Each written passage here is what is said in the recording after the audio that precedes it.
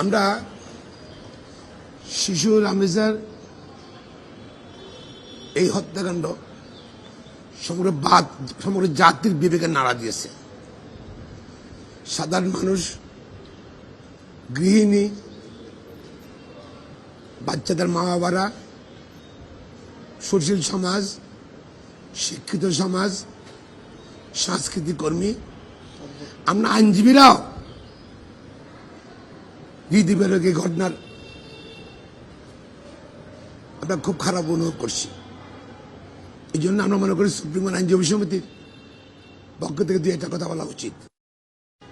প্রথমত হলো, মাননীয় প্রধানমন্ত্রী তাদের বাসায় গিয়েছেন, আর্থিক সহায়তার আশ্বাস দিয়েছেন। সরকার থেকে বারবার বলা হচ্ছে যে তাড়াতাড়ি এটার বিচার করা হবে এবং রায় কার্যকর হবে। তারপর মানুষ কিন্তু বিশ্বাস করছে না। কেন?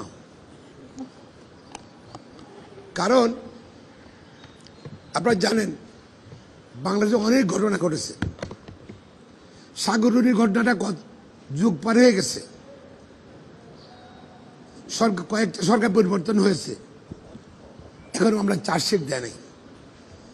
এই ঘটনার পরে সবাই বলেছিল যে খুব তাড়াতাড়ি বিচার হবে,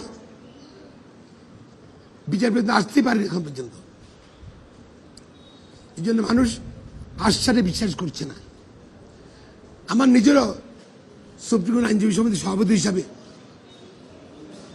অতীত অভিজ্ঞতায় আমি আস্থাশীল নাই। যদি দ্রুত বিচার করতে হলে কত পর্যায়ে আছে, স্টেজ আছে। প্রথমত হলো পর্যাপ্ত সাক্ষী নিয়ে চার্জশিট দিতে হবে। দ্বিতীয় হলে দ্রুত বিচার করতে হবে। তৃতীয় হলো যে আমরা কিন্তু বলছি যে চার্জশিট দেওয়া হবে, বিচারে কতদিন লাগবে সেটা কিন্তু অনিশ্চিত এখনো। তৃতীয়ত, কারো কোনো সাজা হলে আপিলের বিষয় হাইকোর্টে আসার পর সে আপিল কত বছর শুনানি হবে কেউ জানে না। এই জন্য মানুষ সরকারের পক্ষ থেকে বারো আশ্বাস দেওয়ার পর বিশ্বাস করছে না। আমরা সুপ্রিম কোর্ট দাবি করছি অনতি বিলম্বে পুলিশ রিপোর্ট দিতে হবে, ট্রায়াল শেষ করতে হবে। পাশাপাশি আপিল করলে ওই সিরিয়ালে না, এসব স্পষ্টগত ঘটনাগুলো নেকাদের ঘটনার জন্য স্পেশাল বেঞ্চ করতে হবে, তাড়াতাড়ি সে আপিল নিষ্পত্তি করতে হবে, রায় কার্যকর করতে হবে। আমি সরকারের দাবি জানাচ্ছি, মাননীয় প্রধান বিচারপতি দাবি জানাচ্ছি, এইসব স্পষ্টঘাতক ঘটনাগুলো নিয়ে বিশেষ বেঞ্চ তৈরি করেন। বিশেষ বেঞ্চ করলে তাড়াতাড়ি আপিল নিষ্পত্তি হবে, জনগণ বিচার হয়েছে দেখতে পারবে, বুঝতে পারবে। সুতরাং এটা নিশ্চিত করার জন্য আমি অনুরোধ করছি, সরকারকেও অনুরোধ করছি, আইন মন্ত্রণালয়কে অনুরোধ করছি, সেই বিচারকে নির্দেশ দেওয়া হয় যে ট্রাইব্যুনালে যাবে, তাড়াতাড়ি এই বিচার নিষ্পত্তি করতে হবে। আর যদি সাজা হয় সুপ্রিম কোর্টও খুব তাড়াতাড়ি সে আপিল নিষ্পত্তি করতে হবে, রায় কার্যকর করতে হবে। স্পষ্ট হবে, আমি মনে করি সরকার পক্ষ থেকে আরো স্পষ্ট করা উচিত, তবেই জনগণের আস্থা আসবে। সুপ্রিম কোর্ট আইনজীবী সমিতির সভাপতি হিসাবে আমি এই দাবিগুলো জানাচ্ছি। পাশাপাশি নৃশংস, নির্লজ্জ, ন্যাক্কারজনক ঘটনার জন্য সমগ্র জাতি আজকে অসম্মানিত, হৃদয়ে রক্তক্ষরণ হচ্ছে, আমাদের হৃদয়ে রক্তক্ষরণ হচ্ছে। আইনজীবী হিসাবে আমরা নিন্দা জানাচ্ছি এবং দ্রুত বিচারের বিচার এবং রায়ের কার্যকর করার জন্য দাবি জানিয়ে আমার বক্তব্য শেষ করছি ব্যাপারে। দ্বিতীয়ত, আমাদের সুপ্রিম কোর্ট আপিল বিচারের স্বল্পতা।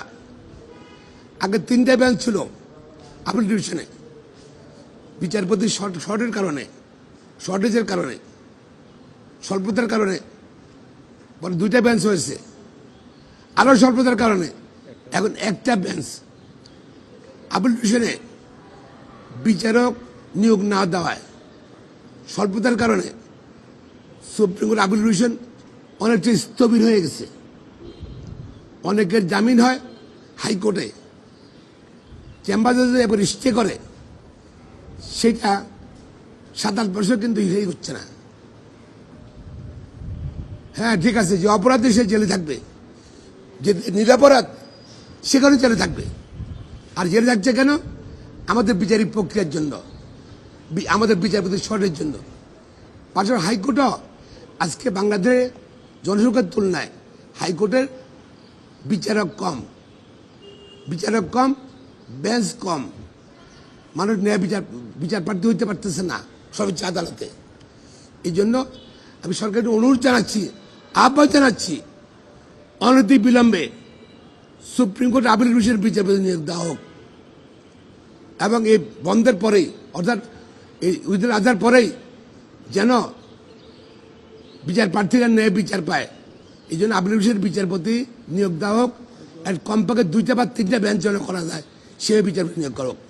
পাশাপাশি হাইকোর্টও পর্যাপ্ত বিচারপতি নিয়োগ দেওয়া হোক, তাহলে বেঞ্চ বাড়বে, মামলার দীর্ঘসূচিতে জট কমবে। আজকে দেখা যায় একটা মামলা ফাইল করলে 3000-4000 নম্বর সিরিয়াল, 2 মাসে হিয়ারিং হচ্ছে না, সিরিয়াল পাচ্ছে না। এটা কিন্তু ন্যায় বিচার প্রতিবন্ধতা। রাষ্ট্রের দায়িত্ব রাষ্ট্র পরিচালনা করা। পাশাপাশি যেহেতু বিচারক নিয়োগের আইনটা নাই, সরকারের উপর এই বিচার নিয়োগের দায়িত্ব বর্তাইছে। সরকার আমি মনে করি এটা স্লোগানে চলবে না, এবং এটা দ্রুততম সময়ের মধ্যে আপিল ডিভিশনের বিচারপতি নিয়োগ করা হোক।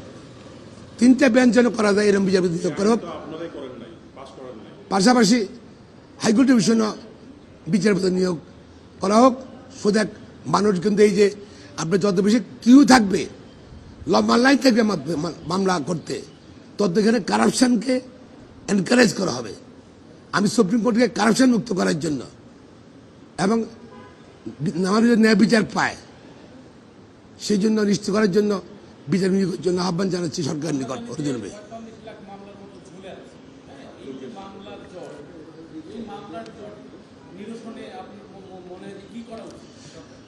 2টা। প্রথমত হল আমাদের দেশে মিথ্যা মামলা বন্ধ করতে হবে, মিথ্যা ক্রিমিনাল মামলা করে বন্ধ করতে হবে। ঘটনা ঘটে একটা, মানুষ মারা যায় 1 জন, গুলি 1 জন, আসামে 100 জন, এবং পুলিশ রিপোর্টে 90 জনের বিরুদ্ধে রায় দেখা যাচ্ছে 5 জন সাজা হয়েছে। এতে আপনার এই যে এগুলো বন্ধ করতে হয়। প্লাস যেসব আইও মিথ্যা রিপোর্ট দেবে তাদের বিরুদ্ধে ব্যবস্থা গ্রহণ করতে হবে।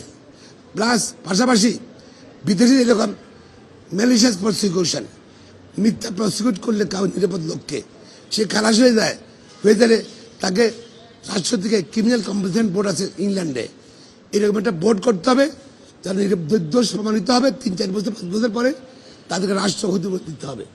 তাইলে আমার পাশাপাশি যে পুলিশ অফিসার মিথ্যা রিপোর্ট দেবে তাদেরকে তাদের পদের ব্যাপারে ডিগ্রেশন করতে হবে, তাদের বেতন কাঠামো পরিবর্তন করতে হবে, কমা দিতে হবে। তাহলে আমার কাছে মনে হয় জট কমে যাবে। আর মাননীয় বিচারপতিরা যদি একটু ভয়ভীত উঠতে থাকে বিচার করেন, যদি না বিচার করেন, যদি আমার মনে হয় একদম থাকবে না।